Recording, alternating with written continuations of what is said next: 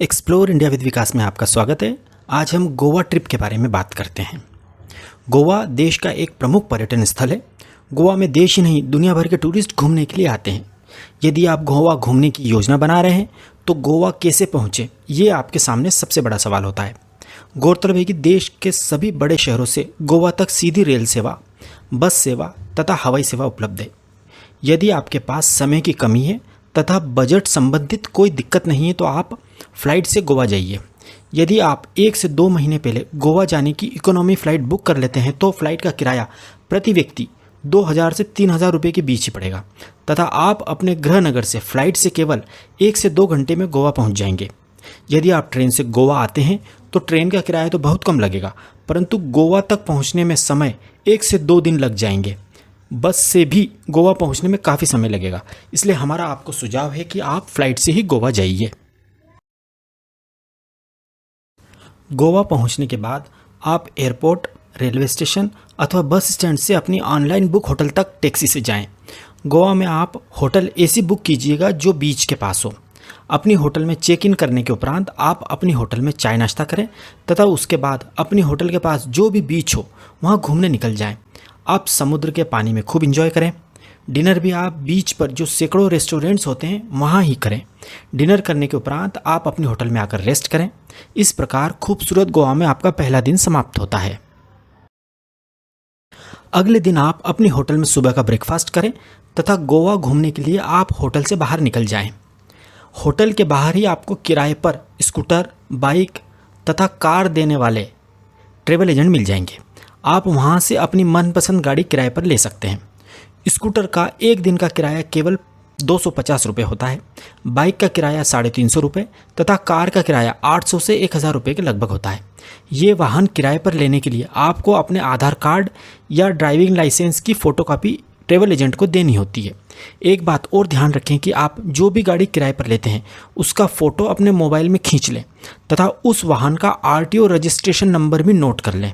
इसका कारण यह है कि गोवा में आप जहां भी अपना वाहन पार्क करेंगे वहां आपके वाहन जैसे ही सैकड़ों वाहन पार्क होंगे।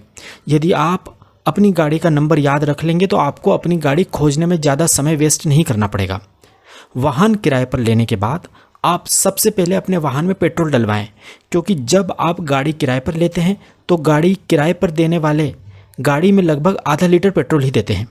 गोवा में पेट्रोल पंप बहुत दूर होते हैं, इसलिए गोवा में हर आधे किलोमीटर पर सड़क के किनारे बॉटल्स में पेट्रोल बिकता हुआ मिल जाएगा। आप पेट्रोल पंप की जगह इनसे ही पेट्रोल ले लें।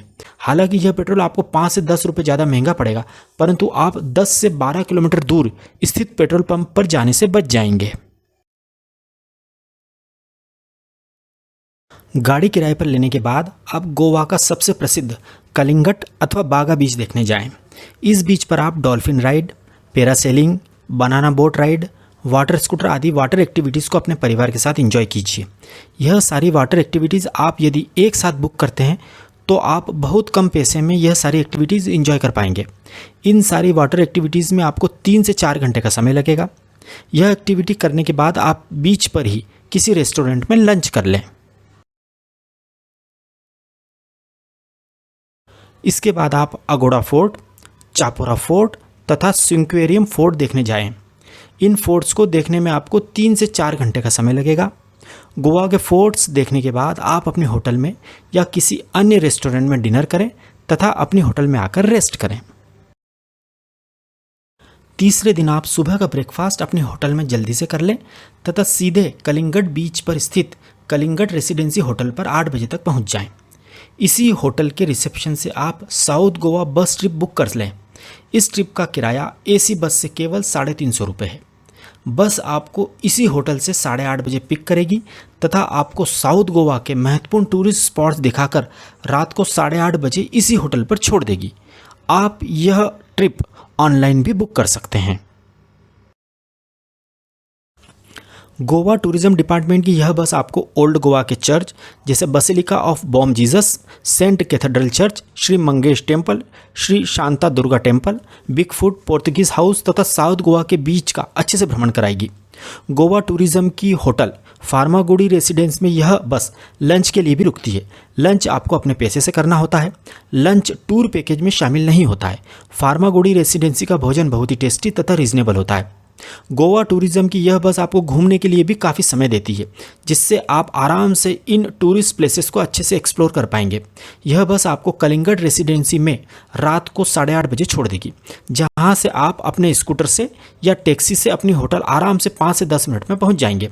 इसके बाद आप डिनर करके अपनी होटल में रेस्ट करें। इस प्रकार गोवा में आपका तीसरा दिन समाप्त होता है।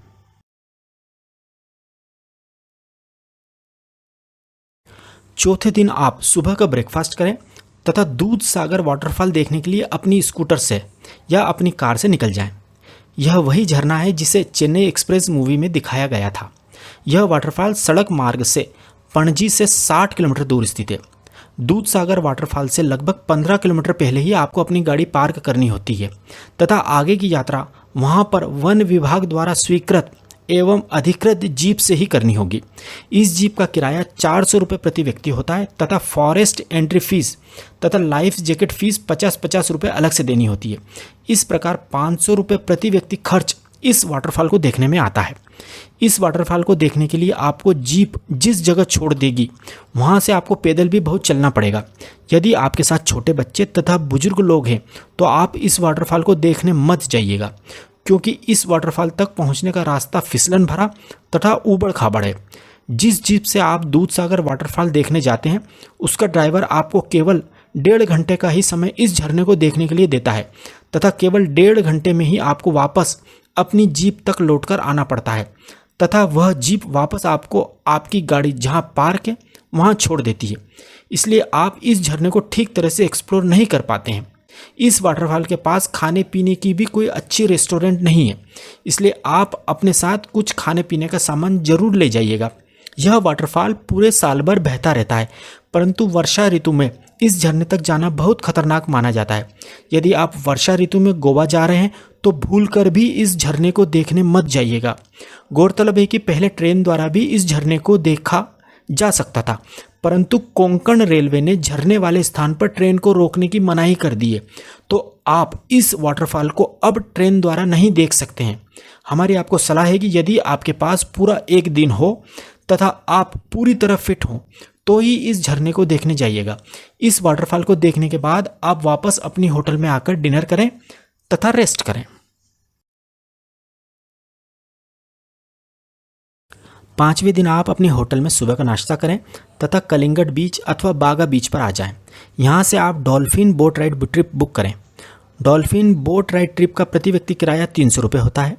आप बार्गेन करके किराया कम भी करा सकते हैं। डॉल्फिन बोट राइड सामान्यतः सुबह के समय ही चलती हैं। डॉल्फिन बोट राइड ट्रिप में आपको समुद्र में काफ़ी दूर तक ले जाकर डॉल्फिन दिखाई जाती हैं। डॉल्फिन बोट राइड ट्रिप में आप सैकड़ों डॉल्फिन को बहुत पास से अटखेलियाँ करते हुए देख सकते हैं।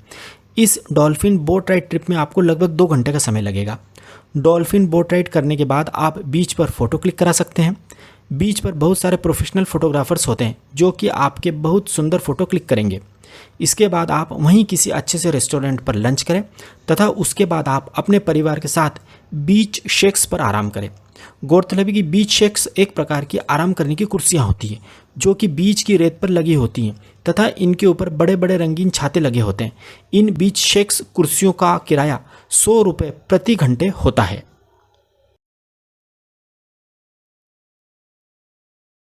इसके बाद आप अपनी गाड़ी से सांता मोनिका जेटी नामक स्थान पर जाएं।